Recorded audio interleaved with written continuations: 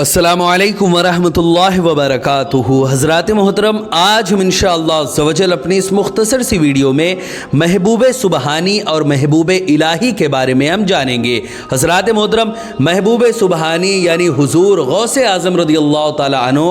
اور اسی طرح حضور نظام الدین اولیاء رضی اللہ تعالی عنہ کے بارے میں واضح لفظوں میں ہم جانیں گے، ان کے فرمان کے بارے میں، ان کے جو ہے زندگی کے بارے میں چند باتیں جانیں گے کہ کیسے انہوں نے ریاضت و مجاہدہ کیا، اللہ رب العزت کے مقرب بندوں میں شامل ہوئے۔ ساتھ ہی ساتھ ان دونوں حضرات کے بارے میں ایسی بہت ساری باتیں جانیں گے جو شاید آپ اس سے پہلے نہ سنے ہوں۔ ویڈیو پسند ہے ویڈیو کو لائک کریں، شیئر کریں، اور اگر ہمارے محمدی چینل پر نئے آئے ہوں تو اسے ضرور سبسکرائب کر کے بیل آئیکن کو بھی ضرور دبائیں تاکہ اس طرح کی تمام انفارمیٹیو ویڈیوز آپ تک ضرور پہنچے۔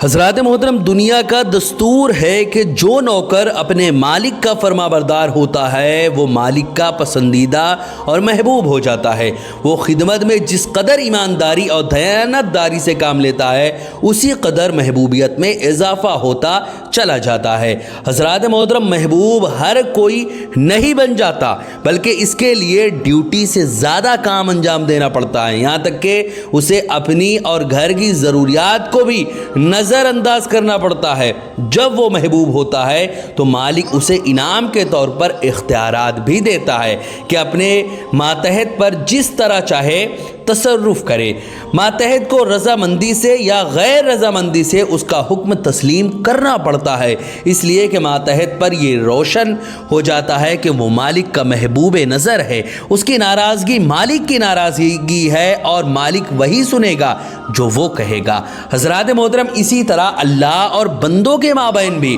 کچھ اسی طرح کے رشتے ہوتے ہیں۔ بندوں میں سے جو کوئی اللہ کے احکامات پر عمل کرتا ہے اور اس کی اطاعت میں لگا رہتا ہے، اللہ تعالیٰ ایسے انسان کو پسند فرماتا ہے، اور اگر اطاعت و فرما برداری میں اضافہ کرتا ہے اس طور پر کہ فرائض و واجبات کے ساتھ نوافل کی ادائیگی بھی کرنے لگتا ہے، یہاں تک کہ اپنے رب کی یاد اور عبادت میں خود کو فنا کر دیتا ہے، تو اللہ رب العزت اسے اس قدر پسند فرماتا ہے کہ اسے اپنا محبوب بنا لیتا ہے۔ حضرات محترم،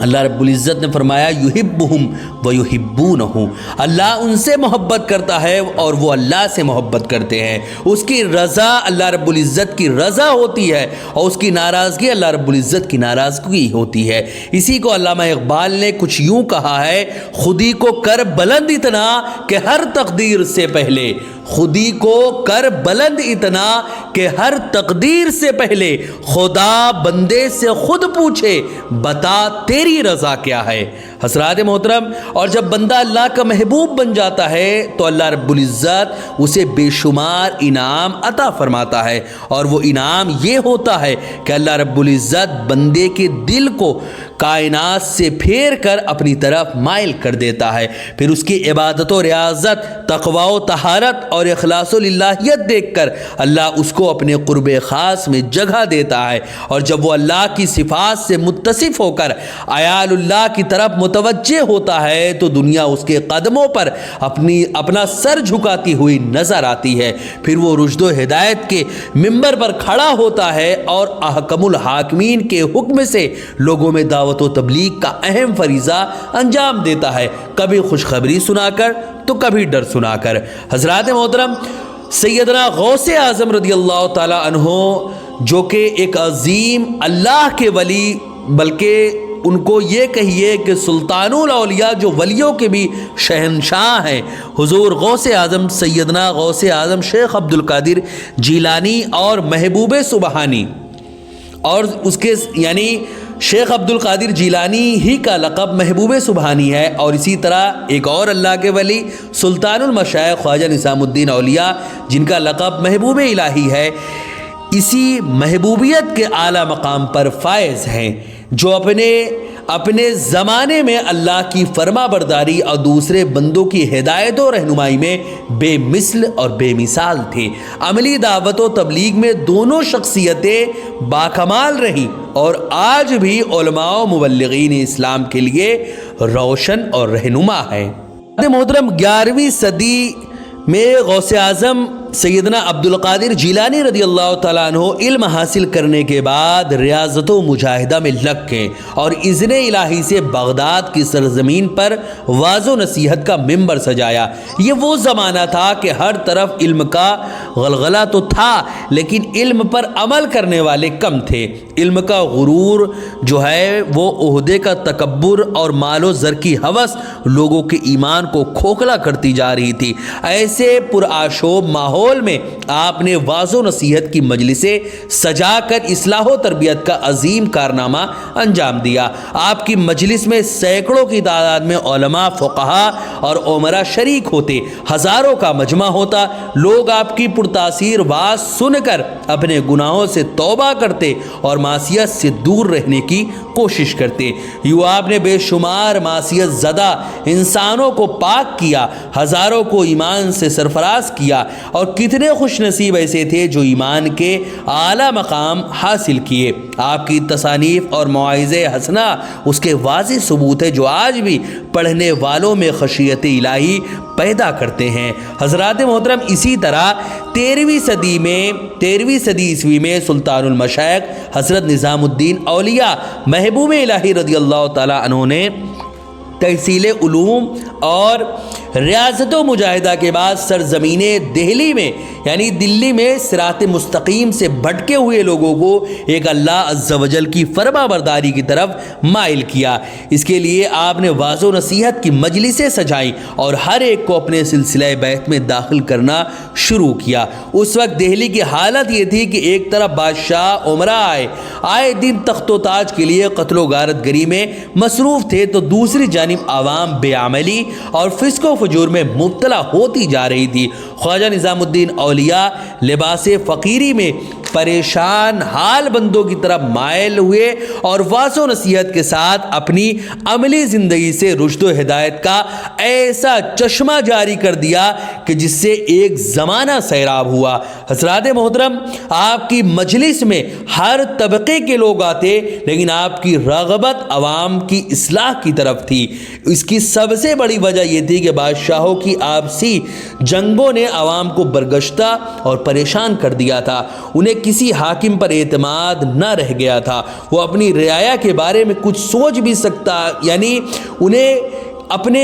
حاکم پر یہ لگتا تھا کہ کوئی بھی ایسا نہیں ہے جو اپنی رعایا کے بارے میں کچھ سوچ بھی سکتا ہے۔ ایسے ماحول میں حضرت نظام الدین اولیاء بے تاج بادشاہ کی شکل میں تھے۔ ان کے دربار میں ہر وقت لنگر جاری رہتا، ضرورت مندوں کی ضرورت پوری کی جاتی، کوئی مسئلہ الجھتا تو آپ کی بارگاہ میں اسے سلجھایا جاتا۔ اس طرح اچھی خاصی بھیڑ ہر وقت جمع رہتی۔ کتب و تواریخ سے اندازہ ہوتا ہے کہ آپ کی عملی زندگی اور واعظ و نصیحت سے ہر طرف دینی میلان اور رجحان پیدا ہو گیا۔ اللہ اور رسول اور صالحین کا ذکر عام ہوتا چلا گیا اور دنیا کی بے ثباتی پر لوگوں کا یقین مضبوط سے مضبوط تر ہوتا گیا۔ حضرات محترم،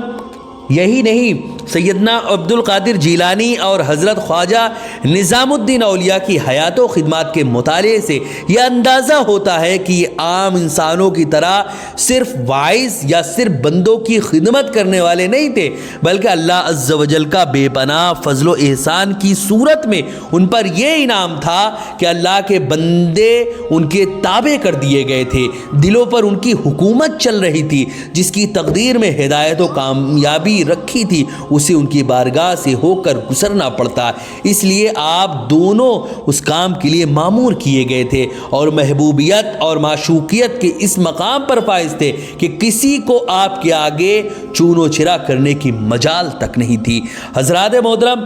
اسی طرح اللہ کا فضل اور اس کا احسان ہے کہ اللہ رب العزت نے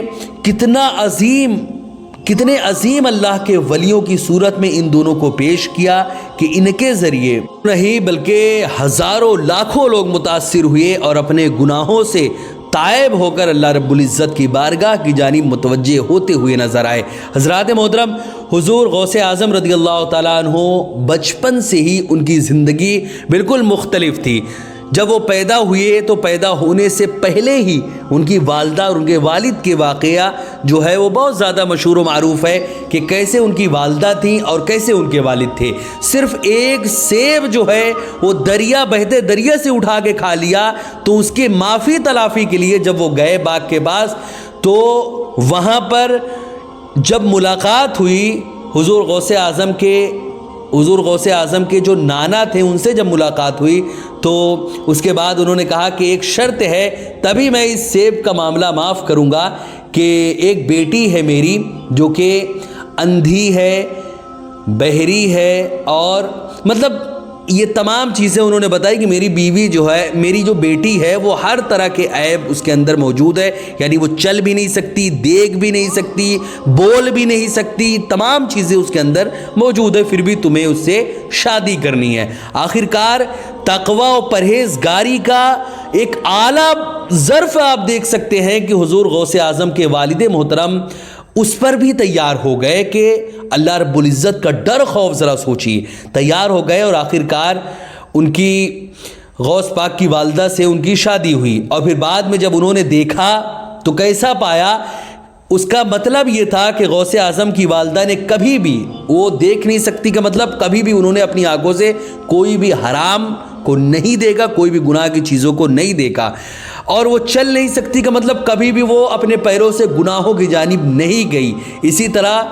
وہ یہ تمام چیزیں ایک اشارہ تھا کہ غوث اعظم کی والدہ کے اندر یہ تمام صفتیں موجود ہے, اور ان کے جو والد تھے غوث اعظم کے جو نانا تھے وہ ان کو پرکھ رہے تھے کہ وہ کیا کرتے ہیں ایسی سچویشن میں,